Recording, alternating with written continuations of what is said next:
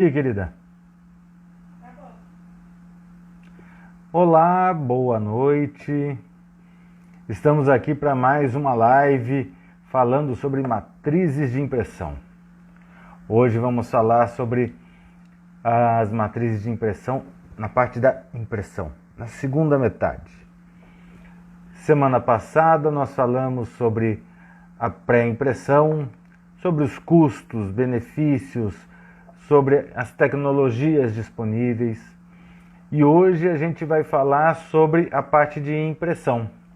O nosso convidado, o Daniel Heraldo, já está aí. Eu vou convidá-lo para... deixa eu buscar aqui o nosso convidado.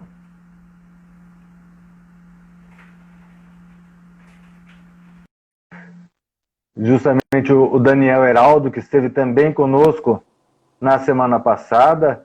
Seja muito bem-vindo, meu amigo. Obrigado, Marcelo. Boa noite mais uma vez, tudo bem? Como vai? Eu vou muito bem, E né? hoje você me ouve melhor? Hoje eu te ouço melhor. Boa. Né? Eu já estava fazendo uma explanação aqui Pois e não? explicando justamente que hoje nós vamos falar sobre as matrizes de impressão novamente, só que essa vez a gente vai falar da segunda metade. Depois que elas saem do CTP, saem da pré-impressão e elas vão em direção à impressão, e aí realmente para poder ter a função efetiva delas, Cumprir seu né? papel, né? Cumprir o seu papel, exatamente. Daniel, primeiro se apresente, acredito que talvez tenham pessoas aí que possam não te conhecer, e até para que o pessoal possa ir entrando aí e a gente ter mais pessoas conosco. Claro. Obrigado, Marcelo, novamente pelo convite. É a segunda semana aí que nós vamos falar a respeito desse produto tão importante, né, para todo o gráfico, Sim, principalmente no processo de impressão offset. Obrigado para quem está nos assistindo hoje, para quem já entrou. Marcelo, que mandou um abraço, seu xará aí, que hoje vocês estiveram juntos de manhã. Já nos conhecemos de tivemos. longa data também. Espero que tenha sido um sucesso aí mais cedo também, da mesma forma. Olha, recebemos elogios de todos os lados, até de onde a gente não esperava. Bacana, que legal. Bom, minha trajetória, para quem não me conhece ainda, eu sou técnico gráfico, estou no mercado desde 92, quando iniciei no Senai. Eu fiz especialização em offset, que é um pouco do que a gente vai falar agora. Então, ao longo do tempo aí da minha carreira nesse período, eu trabalhei em empresas de pré-impressão, em grandes empresas, multinacionais, boas empresas, e sempre na mesma linha de atuação, sempre trabalhando com o cliente, que isso é importante, né? Entendendo as necessidades de cada um, e com controle de Sim, processo, padronização e tudo mais, né? Dentre as empresas que eu participei, que estive, o trabalho foi similar, eu já mencionei, e atualmente eu estou colaborando com a Conita Brasil, onde tem um portfólio incrível e espero contribuir para o crescimento da empresa ao longo dessa nova jornada aí. E estou bastante entusiasmado com tudo isso. que maravilha. Quando a gente fala em matrizes de impressão, e a gente está falando na impressão, uma das coisas que em uma das lives comentaram comigo, e foi justamente de um gestor que passou por gráfica e tudo mais, ainda mais no dia posterior ao dia da indústria gráfica, Da né? Ontem indústria foi, gráfica, é verdade. foi o dia da indústria gráfica. E Parabéns ele a todos falou, nós. parabéns a todos nós que temos sangue, como é que é? Nós temos magenta como sangue e O solução de suor, fonte como suor, né? é isso aí. E ele me dizia que um dos termômetros que você percebe dentro da gráfica é a maneira como a pré-impressão cuida da matriz de impressão quando sai do CTP e vai para a impressão, né? Uhum. O que você tem de experiência? Como é que acontece essa transição aí para a gente fazer a ponte entre os dois setores? Bom, é motivo de algumas brigas, inclusive intrigas, né? As empresas, elas são, de certa forma, são departamentos diferentes, né? Apesar de estar fazendo parte do mesmo processo. Mas a primeira coisa que a impressão espera é que a matriz de impressão esteja bem gravada, né? Ou seja, que seja entregue uma boa matriz a ser impressa e que ela tenha, óbvio, que as características do fabricante. Então, uma boa gravação, controle de processo, revelação quando houver, né, dependendo da tecnologia, faz toda a diferença. E também esse resguardo ou essa preocupação entre a finalização do processo da impressão até a entrada de máquina, ou setup inicial, ele é fundamental por questões de manuseio, de ambiente, de sujeira, de organização, e muitas vezes não há uma preocupação com isso, né? Sempre lembrando que uma gráfica, o que ela espera é imprimir bem, então não pode também perder tempo, né, com hora de máquina parada, por questões que possam ser consideradas como acessório. Não é o caso da chapa, mas você precisa de equipes que sejam multidisciplinares ou pessoas diferentes cuidando para que você tenha uma boa matriz e possa entregar para o cliente o melhor resultado. E hoje em dia, a gente não tem efetivamente mais tempo a perder, quer dizer, a gente está sempre buscando, em controle de processo, ajustar ao máximo possível para aumentar a produtividade, reduzir o tempo de máquina parada. Quer dizer, você ficar com máquina parada porque você teve algum problema nesse trâmite entre dois setores, parece ser algo quase que impensável hoje em dia. É um erro básico, um erro crasso. Não deveria mais acontecer, não é isso? Com toda certeza. Então, deve-se haver um cuidado com relação a isso. A gente sabe também que parte do mercado recebe chapas de prestadores de serviço. Então, esse cuidado é redobrado, porque se alguma coisa acontecer, ele não pode ter uma chapa 10 minutos depois. E possivelmente ele vai ter que fazer uma troca de trabalho, imprimir outro trabalho, porque aquele ficou comprometido por alguma razão. Então, vai muito mais além do que uma chapa barata, do que você ter uma gravação de uma maneira simples, sem levar os cuidados devidos, e depois entregar um produto que não está bom para impressão. Porque o core business da gráfica é a impressão, né? A gente Exato. não pode esquecer disso. Então, precisa receber um produto de qualidade. Exato. Daniel, quando a gente está falando em impressão, e a gente está falando, então, nós temos a chapa na máquina e ela vai ser colocada, né? O que pode afetar uma tiragem da chapa? A gente vai falar mais tarde sobre qualidade de impressão, mas eu gostaria de começar o assunto falando em tiragem. Uhum. Quer dizer, normalmente quando a gente entra no assunto de chapa, é muito comum a gente discutir tiragem. A minha chapa durou pouco, o que está acontecendo, né? Vamos pegar alguns pontos específicos que podem afetar a vida útil da chapa, a tiragem que ela permite atingir. Claro, sem querer ser redundante, mas para começar, o correto processamento. Primeiro que tudo aquilo que foi recomendado e as características que o fabricante aponta, a performance que ela vai ser entregue, precisam ser feitas daquela maneira. Então, primeiro é um bom processamento, que é para a impressão esteja ok. Esse é o primeiro ponto.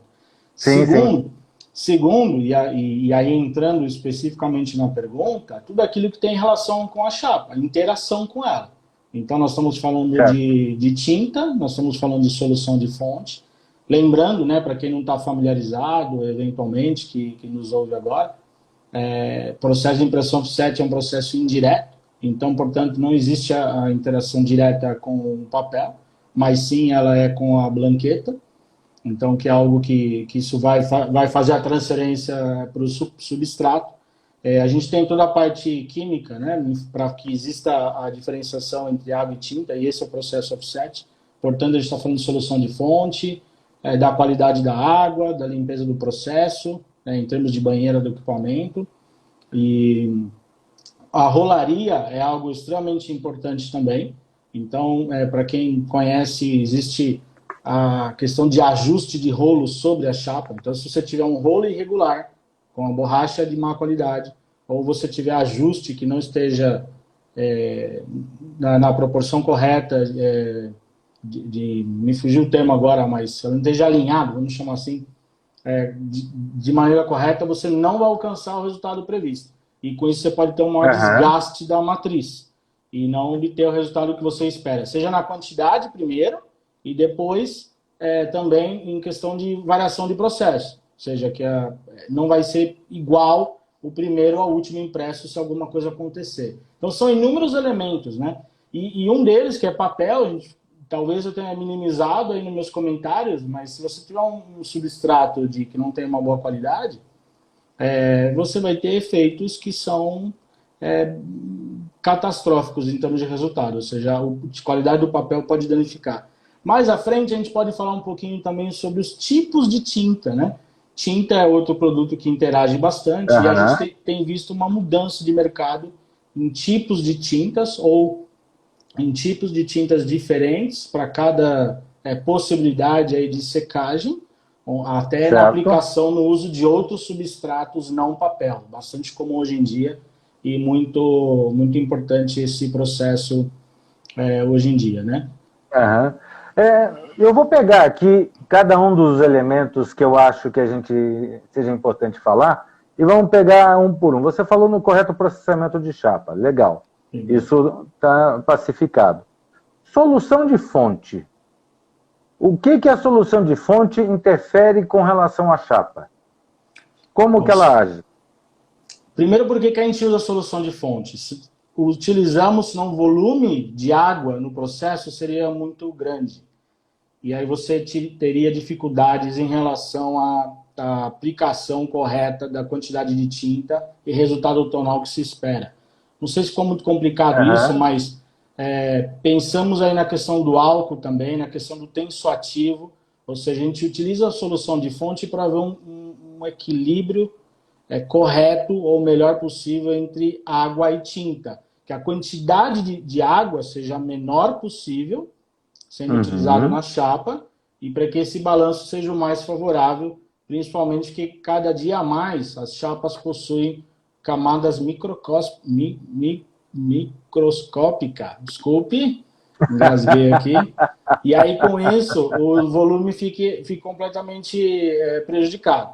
Então, por exemplo, se eu tiver algo que não esteja dentro dos parâmetros do fabricante, e você tiver um problema em relação ao equilíbrio, o resultado esperado vai ser muito ruim. Então, um excesso de volume de água, por exemplo, ou de solução, pode acarretar numa dispersão pigmentária, no emulsionamento, e fazendo com que não alcance o resultado esperado do impresso ao final. Lógico que se a gente entrar em aspectos como condutividade, como pH, inclusive já vimos aí uma pergunta relacionada a isso. Sempre que você tiver esses parâmetros utilizados de uma maneira não adequada, você pode sim atrapalhar, seja a questão do desgaste prematuro da matriz, mas também acho que primeiro na questão do equilíbrio, o que afeta principalmente é equilíbrio. E você perde o controle da impressão. Então, por exemplo, se você tiver isso desajustado, e aí houver um volume de água de solução equivocado, ou que não seja esperado, você precisa, para compensar essa dispersão pigmentária ou baixa tonalidade, você tem que aumentar a tinta. Depois, como consequência, você pode aumentar a água de novo e você perde esse equilíbrio, esse balanço. Isso é tudo que o impressor não espera, né? Ele espera trabalhar de uma maneira bem mais fácil ao longo do processo. Sim, sim. Quando a gente fala nesses elementos, a gente também está falando em água.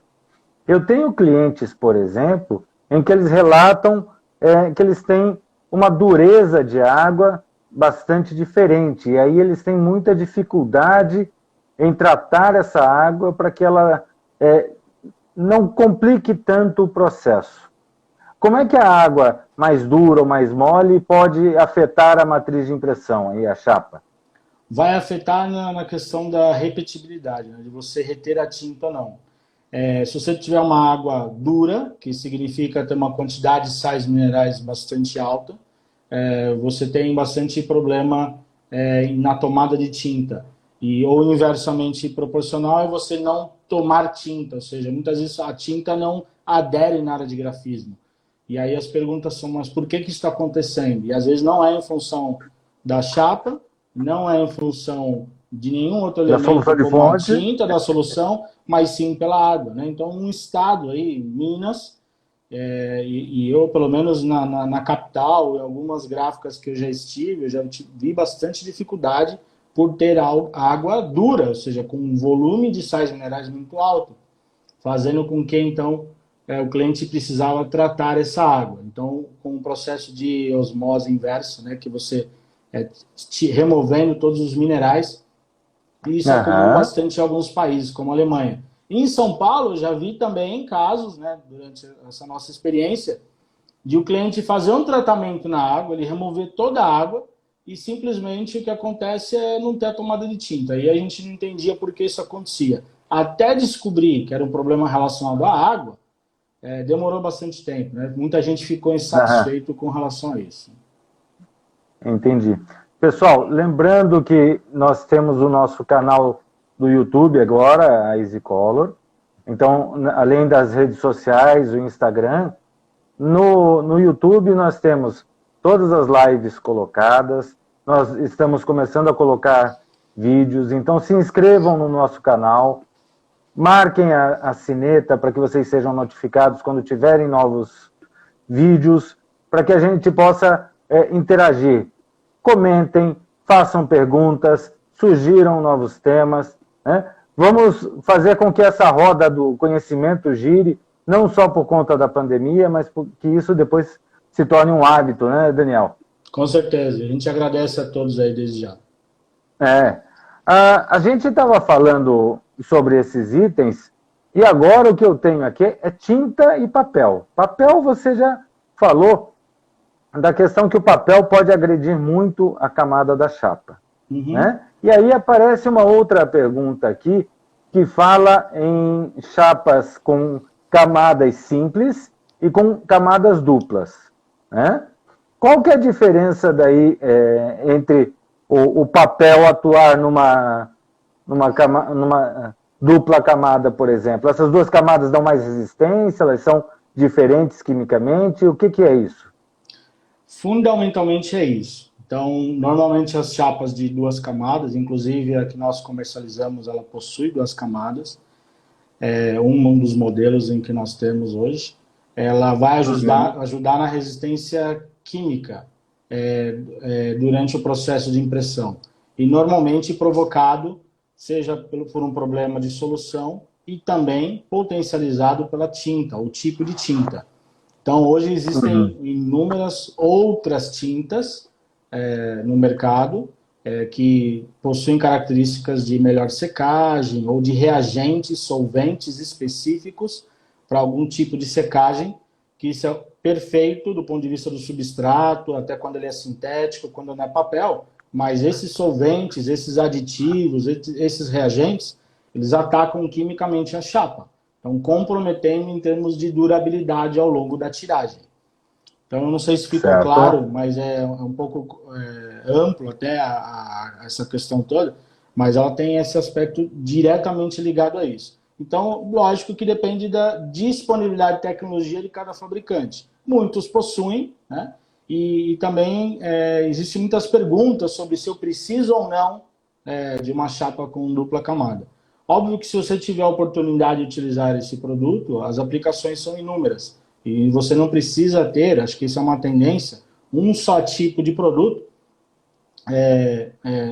diferentes tipos de produto para cada aplicação. A tendência é que cada vez mais você use a mesma chapa para diferentes aplicações de Norset. Entendi. Só para a gente ter noção, quando a gente está falando numa chapa monocamada, então vamos chamar assim, não sei se o termo é correto, mas uma monocamada e uma camada dupla, existe uma diferença substancial de preço entre elas? Existe algum motivo para a gráfica dizer assim, não vou comprar uma dupla camada porque é muito mais caro? Não, isso é microscópica de novo, não vai afetar em termos de sujeira, de problema, ficar mais lenta. Isso é algo Não, mas muito em termos de relacionado, preço. isso é muito relacionado ao processo de fabricação e os preços, eles não são diferentes por conta disso. O Ah, que é mais legal. importante é entender a disponibilidade da tecnologia que cada fabricante pode ter ou não. Então é sempre importante se adequar se aquela chapa pode entregar aquilo que ele espera produzir e naquelas quantidades. Tá. E pelo que você falou, eu entendi, então, a tendência é de que a dupla camada ela tem uma tiragem bem superior a uma monocamada. E, em geral, sim, para as devidas aplicações. Não é a única característica, mas para chapas com processo, podemos dizer que Mas, sim. mas é uma tendência, Sim. é uma lógica. Comparado com camada Pode simples, não sim. ocorrer em 100% dos casos, né? Exatamente. Eu vi Ok. uma pergunta sobre a goma, se eu puder comentar, se você me Pois permitir. é, eu ia puxar justamente, mas então vai lá. Então é o seguinte, se eu tiver um excesso de goma, eu vou ter um problema em a tomada de tinta. Então essa goma, ela primeiro, eu não posso secar com uma alta temperatura, porque ela pode vitrificar, e se isso significa que eu não vou ter aderência da tinta. E a goma tem um aspecto positivo, né? Normalmente, se comparado com um revelador, ou se a chapa não foi bem revelada, até vou dar um exemplo de filme, no passado, como se utilizavam fixadores, né? Existia uma Sim. diferença entre o revelador e o fixador, que ela é bem simples de ser entendida em termos de pH. Você tem uma alcalinidade muito alta de revelador e você tem uma acidez em termos de goma. Então, um compensava o outro. Então, você permitia com que aquela superfície ficava neutra. E muitas vezes é bom o uso da goma também, porque você interrompe um processo de revelação. Então, é sempre importante que você utilize a goma. E também, né, apesar de você passar a goma durante toda a superfície da chapa, ela está protegendo, na verdade, a área de não imagem. Né?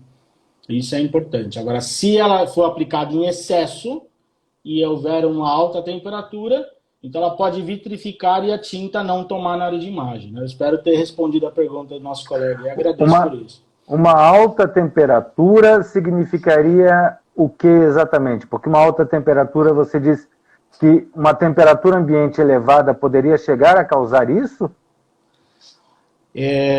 Durante o processamento, então Aham, na processadora eu tenho os tanques de revelação, água para lavagem e ao final uma solução de acabamento, que normalmente é sim. uma goma. Então você tem aquelas soluções que preparam a chapa para a entrada de máquina ou soluções mais simples, de goma mesmo, para que você finalize o processo por aí. Uhum. Depois dessa aplicação da goma, você tem secadores para que a chapa não saia úmida e você possa aplicar uma Certo. folha protetora.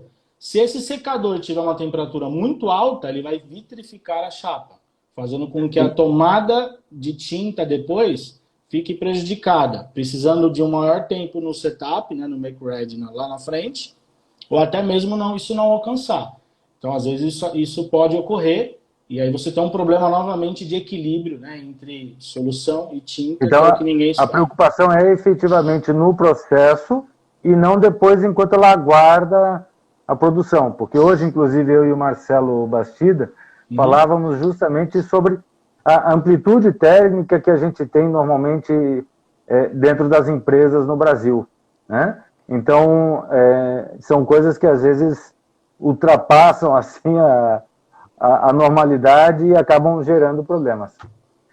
Aproveitando que a gente está pegando perguntas aqui, nós temos uma pergunta aqui falando assim: problema com escumação envolvendo variáveis apenas com a chapa.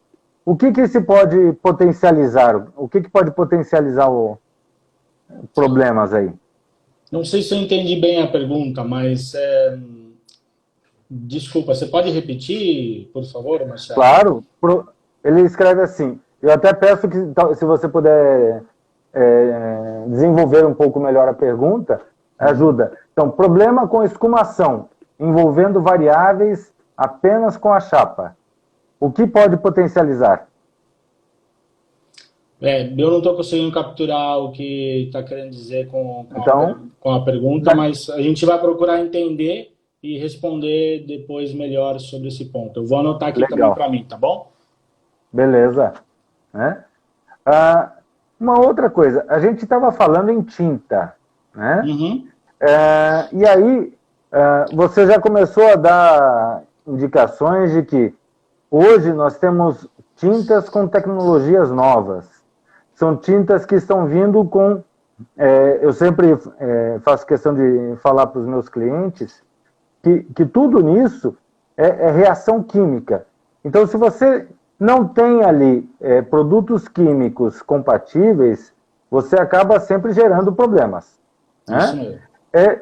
O que as tintas novas, o que essas tecnologias novas estão vindo e que elas exigem que as matrizes de impressão tenham, né? Para que elas possam ter uma longa vida útil aí? Bom, eu não sou especialista em tinta, mas inclusive alguns que estão aí nos assistindo podem até depois nos ajudarem em outra oportunidade. Mas a tinta, basicamente, você tem um veículo, que ele é o verniz, esse é o principal componente da tinta. Depois você tem pigmentos, de acordo com a característica de cada escala, fabricante, cor, enfim, é bastante simples.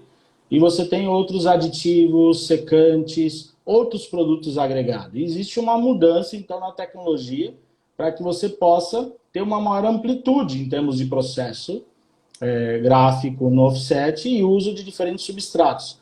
Então, para determinados tipos de substrato, o tipo de secagem é diferente. Então, não adianta só ter verniz, aquela cor de pigmento, e ok, eu vou imprimir normalmente, porque a característica do substrato faz com que o tipo de tinta seja diferente. Então, eu tenho o substrato ainda em papel ou cartão com maior absorção, outros que eu tenho revestimentos, né, exemplo de crochê e outros, onde o tipo de secagem é mais superficial e não agora por penetração.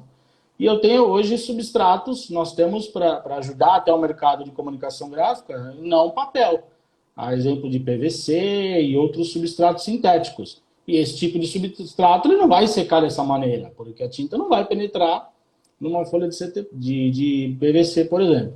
Daí as tintas precisam ter reagentes específicos para uma secagem UV, por exemplo, ou LED UV, ou a ultravioleta, ou diferentes maneiras. Aí, em web rotativa, você tem forno, ou seja, são inúmeras as possibilidades hoje em dia que o gráfico tem para o uso disso. E aí as tintas acabam sendo diferentes. Então, uma vez que essa tinta tem aditivos específicos para diferentes substratos, ela, ao mesmo tempo, ela pode agredir, quimicamente falando, a chapa, fazendo com que você tenha um desgaste prematuro da chapa. Então, isso pode acontecer.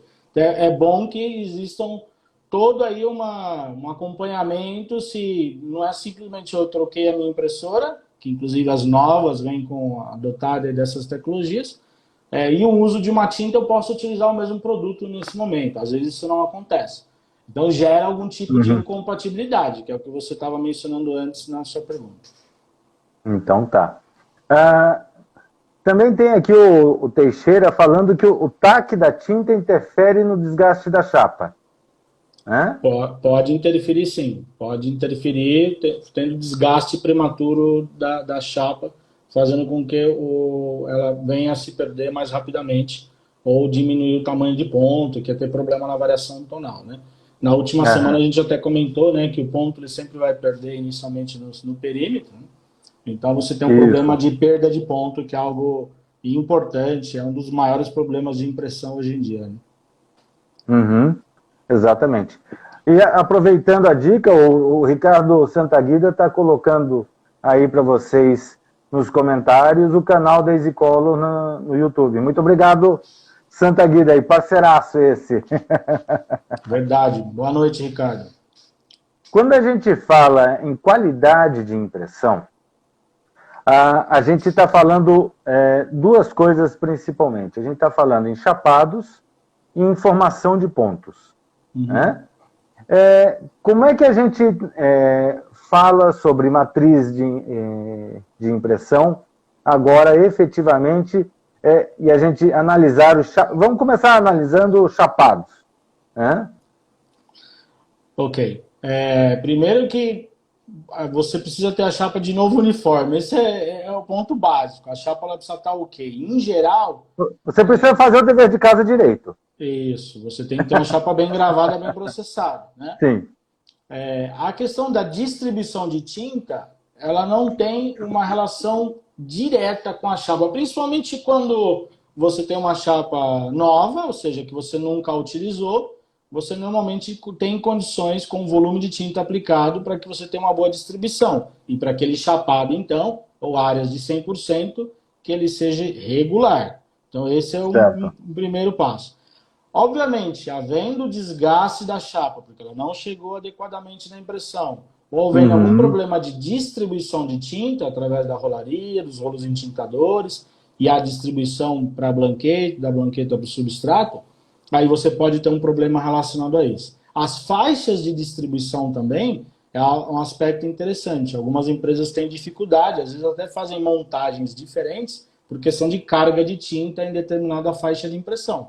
Então isso também ocorre e algumas das impressoras não têm tanta flexibilidade de ajuste, isso a ponto de, por exemplo, uma carga maior em determinado momento te prejudicar em uma outra área embaixo dentro de uma montagem. Então isso às vezes a montagem ela é sacrificada ou é necessário que seja revisada para que você tenha uniformidade em relação a que você está sendo impressa.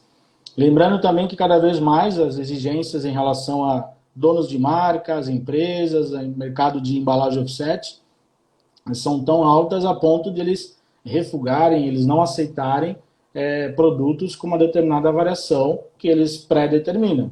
Então isso pode ter dificuldade. E o grande problema aí das gráficas, receio, etc., é se esse chapado, por exemplo, falando aí primeiro onde nós estamos, ele não é bem aplicado em função disso. Mas a chapa ela não é uma vilã, ela é só mais um componente no processo. Existem outros que normalmente devem ser observados, como a gente acaba de comentar.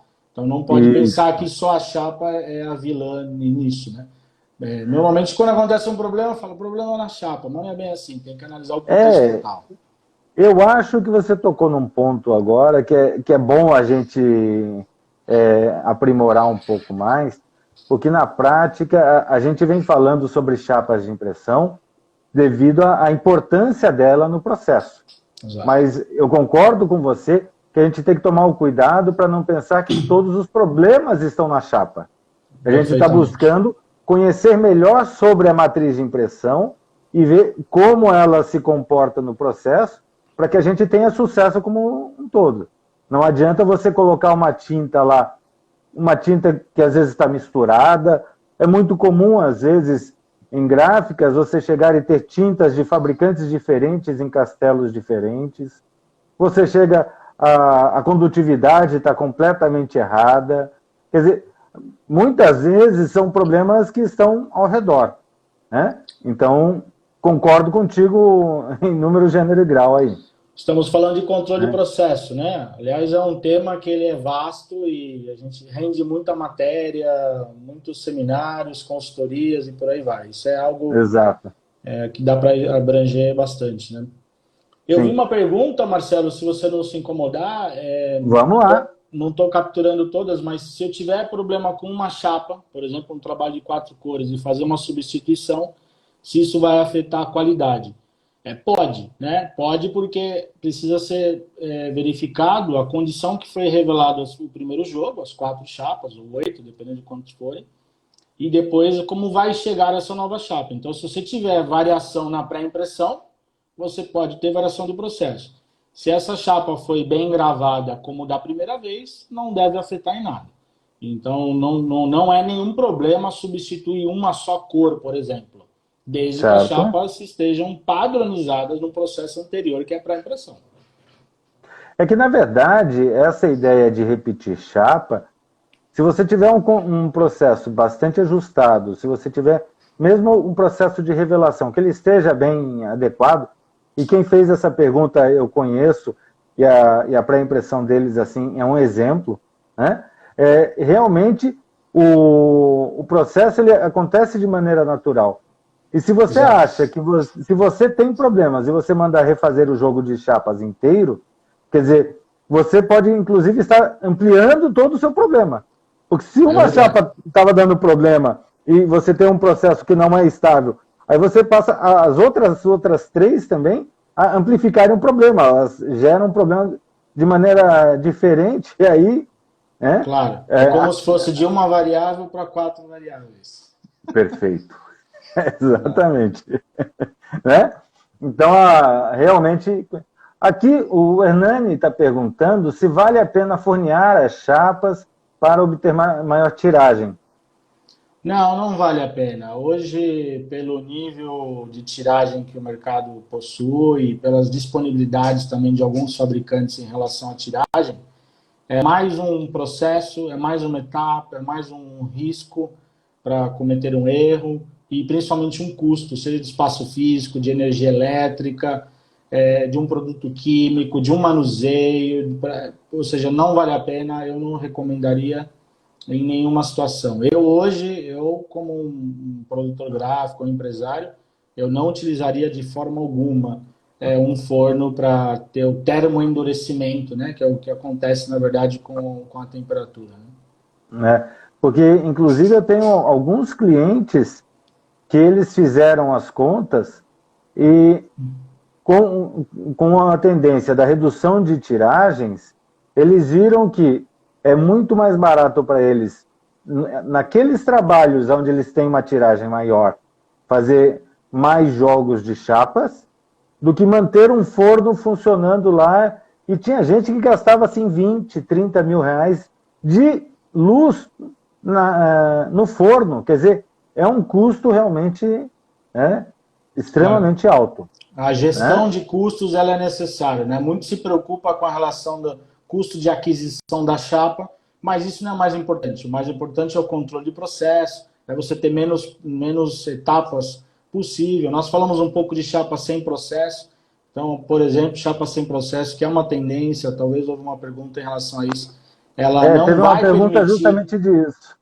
ela não vai permitir um termoendurecimento ou queimar a chapa, ou seja, não se faz sentido mais esse tipo de acessório, de processos adicionais, espaço físico, não tem esse tempo para isso e é importante que se avalie todos os custos, né?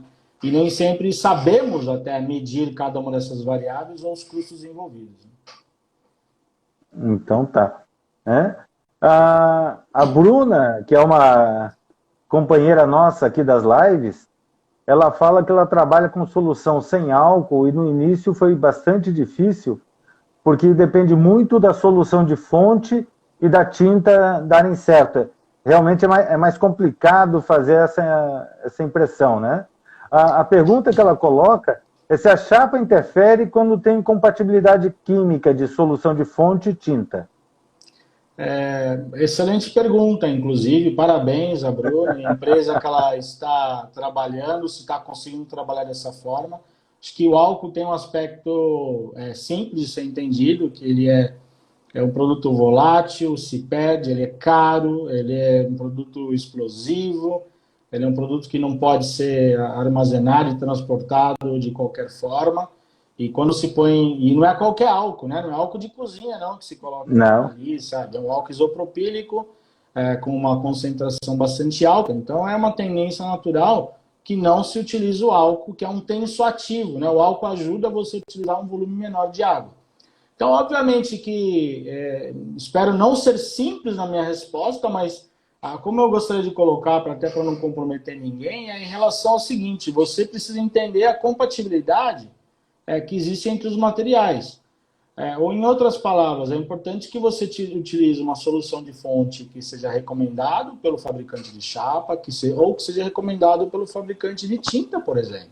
Porque esses sim, sim. materiais eles foram concebidos para que você tivesse, então, uma compatibilidade entre os materiais. E, obviamente, o resultado é muito mais satisfatório.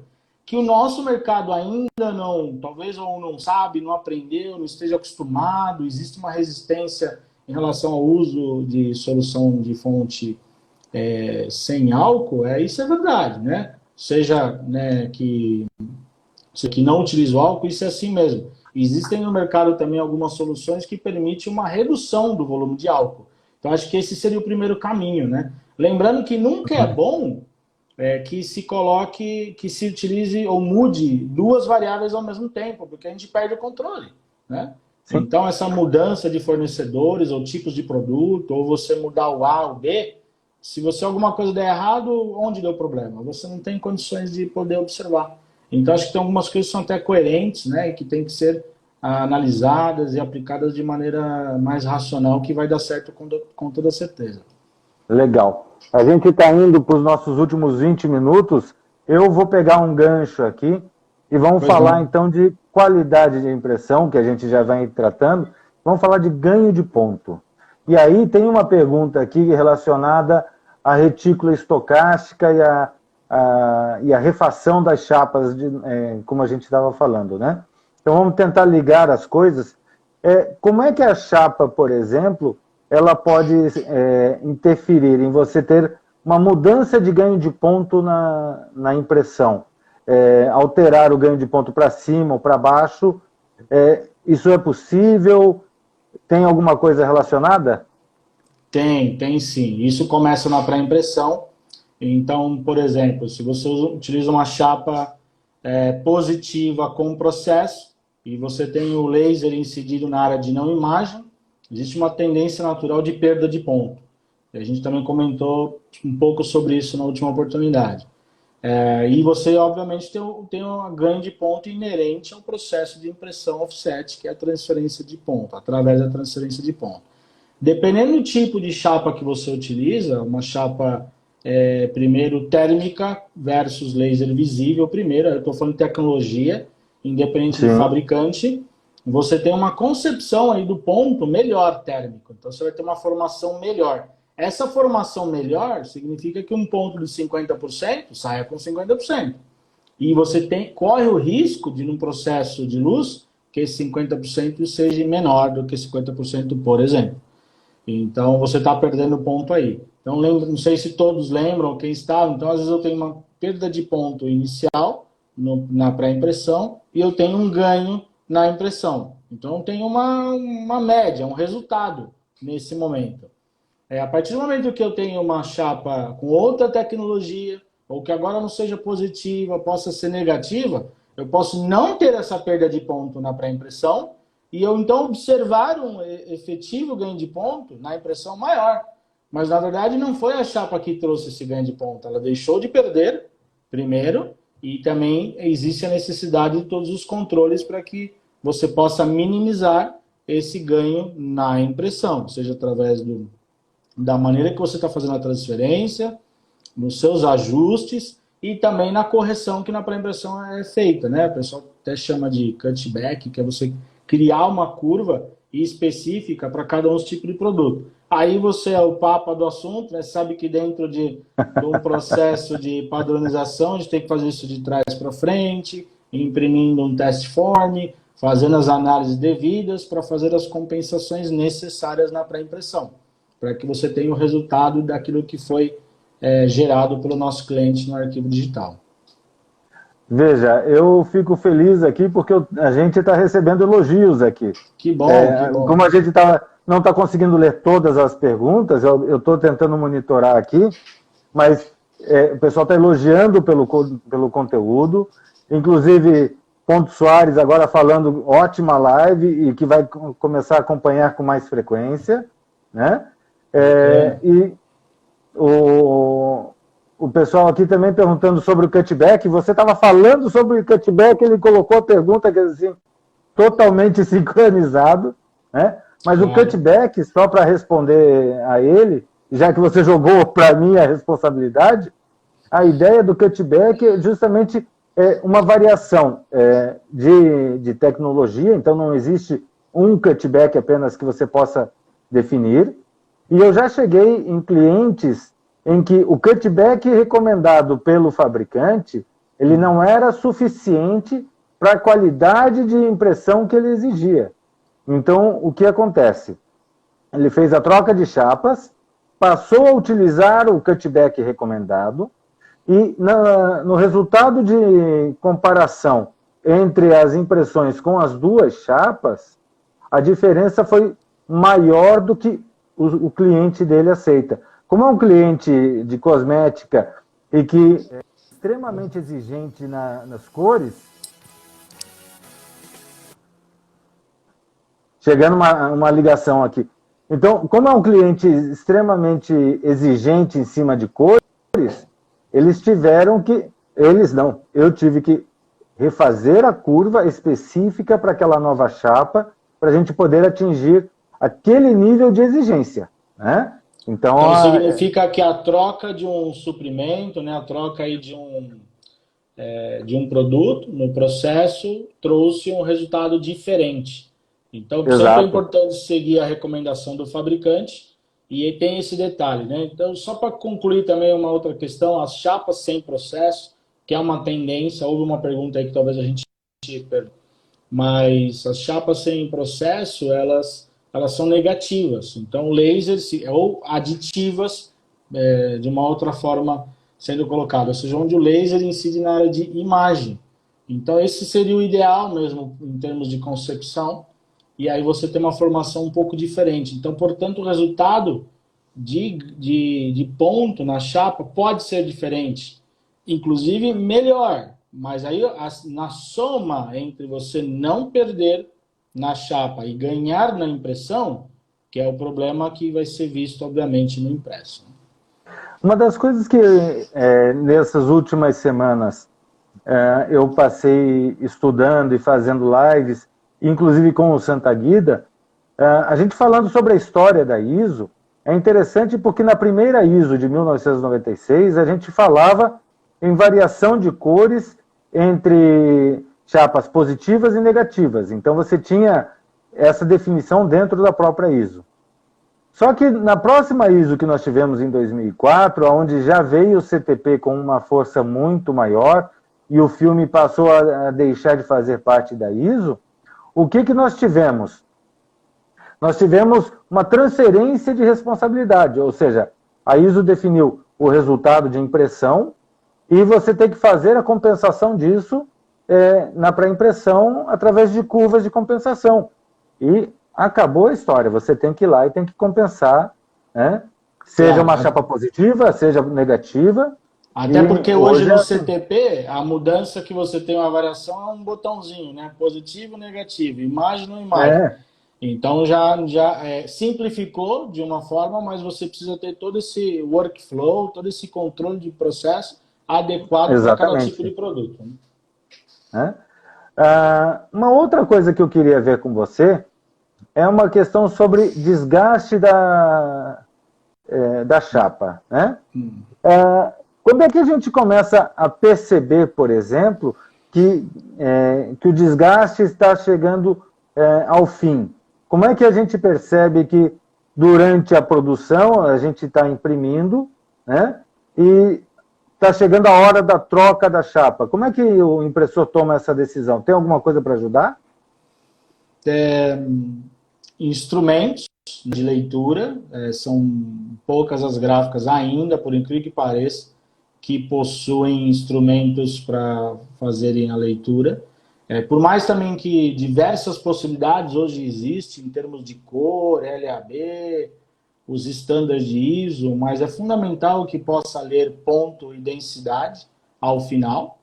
E aí esse é um dos parâmetros a serem observados. Então, algumas das vezes, você inicia perdendo os pontos de mínima, ou seja, de baixa retícula, de pontos menores, porque o desgaste ele começa, mais uma vez, ele começa no perímetro. Então, aquele ponto que é menor, ele vai ter um desgaste maior, ou você vai observar o desgaste maior. Então, nas áreas de mínima, você começa a perder esse ponto. Algumas empresas tentam compensar com aumento de volume de tinta, mas chega uma hora que já não é mais possível que esse desgaste aconteça.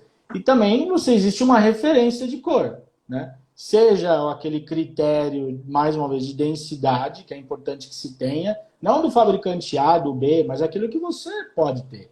Por exemplo, eu tive a oportunidade na minha carreira de aprender que cada densidade de cada cor, você pode ter o seu. Você não precisa ser do fabricante. O fabricante não tem que necessariamente ou precisa indicar. Você pode, através de uma curva de contraste, identificar qual é o melhor resultado para os seus equipamentos e insumos que você utiliza. E você pode fazer isso sozinho, com instrumentos para a devida leitura. E se isso acontecer, a manutenção do processo e a leitura com frequência, ele é fundamental. A determinação da quando eu troco, quando eu não troco, ela é da empresa, ela é do cliente, ela é de alguns estándares de mercado, ela é da consultoria que ajudou em relação ao gerenciamento de cores. Mesmo que existam algumas normatizações em relação a isso, às vezes ela também não é suficiente para alguma expectativa de cliente ou resultado. Então, isso precisa ser feito como política de qualidade.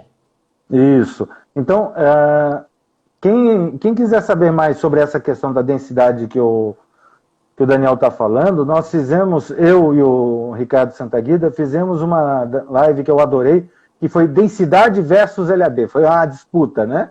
Poxa. E tá gravada lá no YouTube para assistir. E a gente mostra lá justamente que a densidade, você encontra a melhor densidade para a sua situação de impressão. Perfeito. Né? Então, hoje a ideia é justamente essa, você segue a norma e aí você encontra qual é a densidade correta para você trabalhar. Eu não falei tão bem quanto você, mas com certeza matou a pau. Cada um na sua área, né? Eu não vou falar de chapa que nem você. Não precisa ficar vermelho também, não. Um pouquinho. E o Paulinho aqui está falando justamente, ele percebe que as áreas de mínimas realmente ficam mais evidentes o desgaste. E uma pergunta até que o Hernani está fazendo aqui, seria se existe um equipamento de chapa que possa fazer a leitura de chapa sem processo, né? Tá, eu vi a pergunta. Hoje os leitores podem medir uma chapa sem processo, mesmo com a camada e depois da exposição. Então, por mais estranho que isso possa parecer e alguns duvidarem, é possível que através de instrumentos você faça as leituras sim. Mas eu vou remover a camada ou eu vou colocar a chapa na impressão. Essa possibilidade também existe, você vai medir o resultado depois no papel, ou mesmo fazendo uma remoção com água. Você com água pode remover essa emulsão, é uma quantidade mínima que é quase imperceptível, e pode fazer sem também. As duas possibilidades elas existem, né? Utilizando laser térmico também a chance de variação tonal na gravação é muito pequena. E, por exemplo, tem alguns colegas aí colocando que, né, alguns instrumentos aí de mercado podem fazer essa leitura. E podem sim. Hoje isso é homologado tanto pelos fabricantes dos próprios instrumentos e também cada um de chapa pode recomendar, seja fabricante ou filtros para leitura. Então, eles podem recomendar como deve ser feita a leitura. Então, o seu fornecedor tem que ajudá-lo nesse processo. Daniel, a gente está indo para os nossos últimos minutos de live. Pela minha contagem aqui, a gente deve estar 6 ou 7. Né? Fico feliz com esse seu comentário, porque semana passada foi a sua primeira e você estava nervoso. Quer dizer, está gostando da brincadeira. Continua nervoso.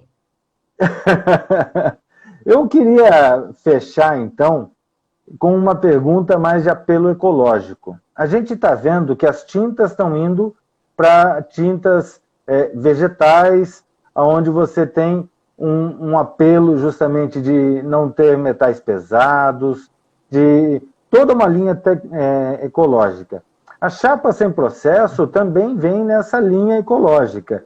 Quer dizer, você reduz químicos no processo, você você tem com tecnologia resultados superiores sem agredir o meio ambiente.